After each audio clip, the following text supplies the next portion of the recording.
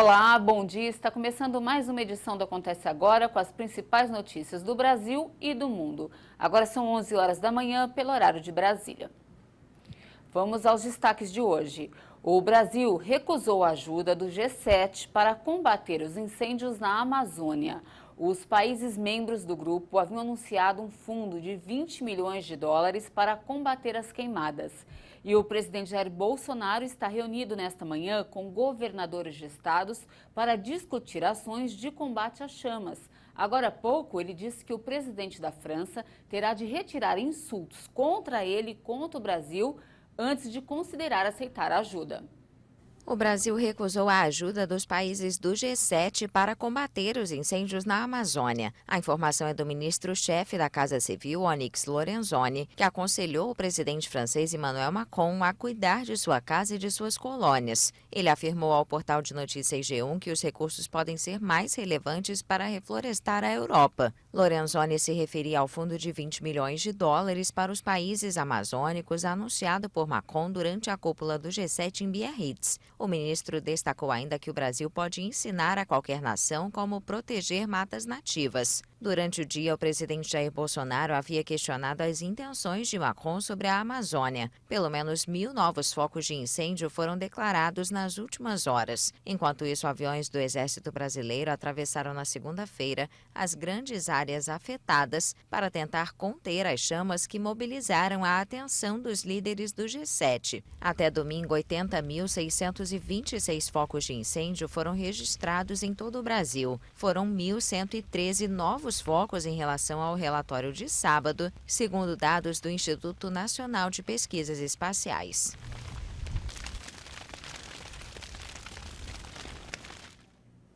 A Polícia Federal faz hoje operações contra o tráfico de drogas em 3 portos brasileiros. Somente em uma das ações, os agentes apreenderam mais de 4,5 milhões de dólares em espécie.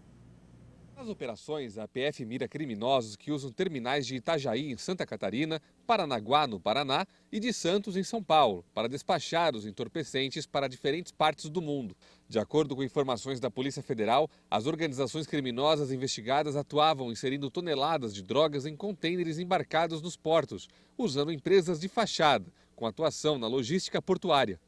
Em geral, a droga era escondida sem que os verdadeiros donos das cargas soubessem. Vídeos apreendidos revelaram a ação em Santos. Neste ano, mais de 16 toneladas da droga foram encontradas escondidas nos terminais portuários de Santos e a maior parte tinha como destino o continente europeu. As investigações no litoral paulista começaram no Guarujá, quando foram identificados integrantes de uma organização criminosa, bem como diversos bens móveis e imóveis adquiridos com o proveito da prática. A Polícia Federal e a Receita Federal também cumprem 33 mandados de busca e apreensão e 24 mandados de prisão nas cidades de Itajaí, Balneário Camboriú, Blumenau, Balneário Pissarras e Ilhota. Agora, olha que ato de crueldade, gente. Um incêndio em um ônibus no terminal Matias Velho, na região metropolitana de Porto Alegre, no início da madrugada desta terça, deixou pelo menos 14 feridos. 4 homens encapuzados chegaram em um carro branco por volta da meia-noite.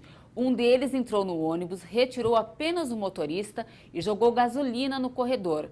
Logo depois, o homem colocou fogo no coletivo, onde estavam cerca de 30 pessoas.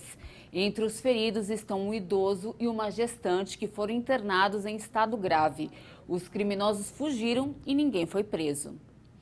O preço médio do etanol teve alta em 15 estados e no Distrito Federal.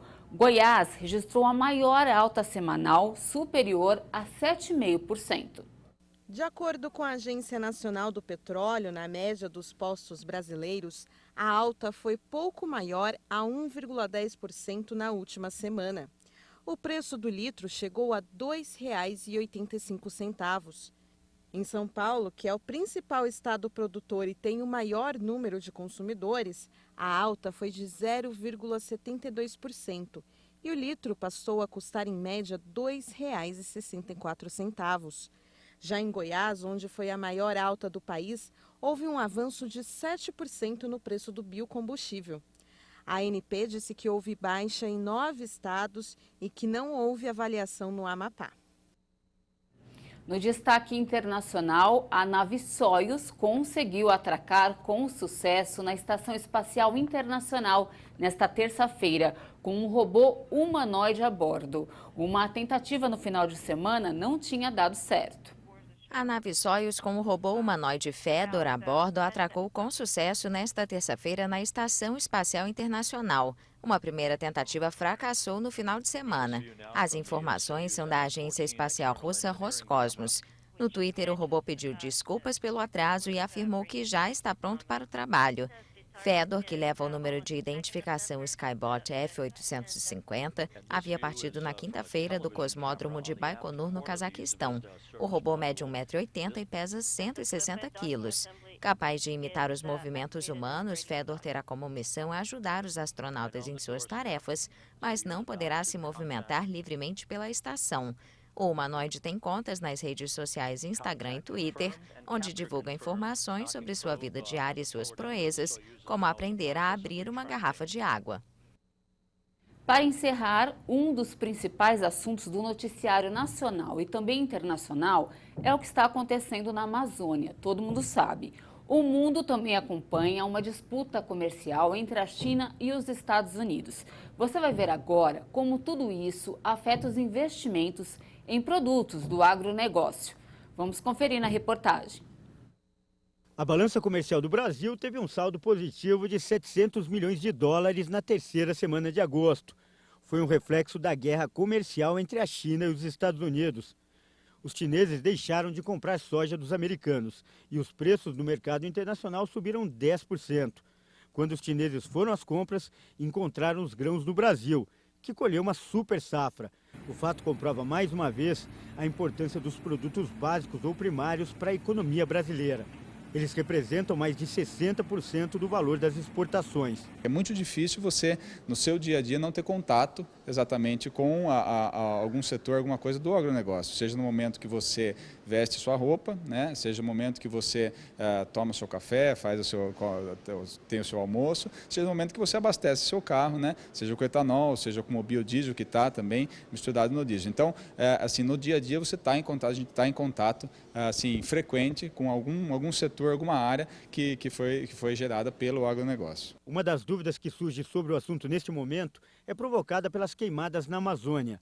Durante um seminário realizado em São Paulo, o secretário nacional de inovação do Ministério da Agricultura, Fernando Camargo, foi indagado se as queimadas não vão fechar as portas para o agronegócio brasileiro em vários países da Europa. Tem, às vezes, um problema de imagem, né? Porque a gente está falando de problema de percepção do que está ocorrendo no norte do Brasil. Mas eu acredito que isso já é uma questão que está sendo resolvida, o governo está se empenhando, a gente não compactua com queimadas ilegais, com incêndios criminosos, e o governo está atento a isso para coibir. E a variação de preços no mercado externo tem reflexos no mercado interno. O aumento da exportação de produtos como a soja pode custar caro para o consumidor brasileiro. Isso porque a prioridade dos produtores são os países compradores. E com a oferta menor por aqui, o custo também aumenta. Por exemplo, suponha um pãozinho no supermercado, na padaria, vai ter uma influência? Vai. Se tiver uma maior demanda por trigo no mercado internacional, isso vai puxar o preço para cima, ou seja, vai ter uma tendência de aumento de preço, no caso do trigo. Mesmo a gente tendo esse produto aqui internamente, o preço do produto vai subir. É o que exatamente está acontecendo com a soja hoje. Nós estamos exportando mais soja para a China, portanto, a soja aumentou em 10%. Mas e para os investimentos? Esses produtos são um bom negócio? A economista afirma que podem ser uma opção, mas alerta que é preciso ter conhecimento sobre o mercado externo. Os negócios são feitos principalmente na Bolsa de Valores e geralmente é preciso investir um bom dinheiro para fechar um acordo. O grande público, neste caso, fica longe deste balcão de negócios. Você tem que contratar uma corretora, tem que abrir uma conta numa corretora para que você possa investir. Eu fico por aqui, mais informações durante a nossa programação. Um ótimo dia para você e até mais.